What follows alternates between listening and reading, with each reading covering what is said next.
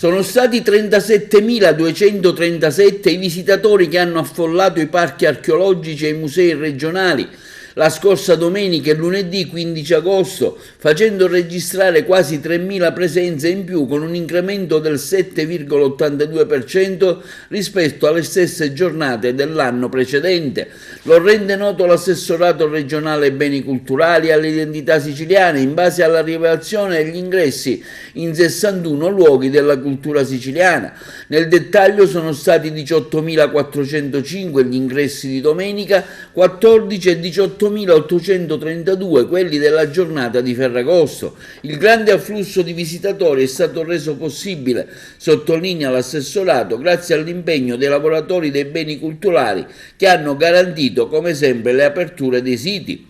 Il luogo più visitato rimane sempre il parco archeologico della Valle dei Templi di Agrigento, con 9.953 nelle 2 giornate, un incremento di 365 visitatori rispetto all'anno precedente. Debutto quest'anno anche per la Biblioteca Museo Luigi Pirandello, che nei 2 giorni festivi ha fatto registrare 387 visite. Al secondo posto tra i luoghi della cultura più visitati si registra il Teatro Antico di Taormina con 6.715 ingressi in 2 giorni, 863 in più rispetto a un anno fa.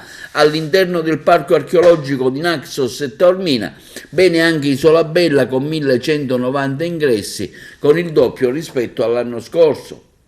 Incremento di 206 visitatori anche in un'altra area archeologica di grandissimo richiamo, quella di Neapolis e dell'Orecchio di Dionisio a Siracusa. In totale nelle 2 giornate di metà agosto sono stati registrati 4.262 visite. Le meraviglie della Magna Grecia, bene anche gli altri 2 siti archeologici, quelli di Selinunte con 2.855 ingressi, più 506 rispetto al 21, e Segesta con 2.278, più 376 rispetto all'anno precedente. A Catania segno positivo per le visite al Teatro Romano e all'Odeon, 1.040 totale nei 2 giorni, ingressi più che raddoppiati nell'area archeologica di Tindari, 520, addirittura il doppio contro i 233 dell'anno precedente.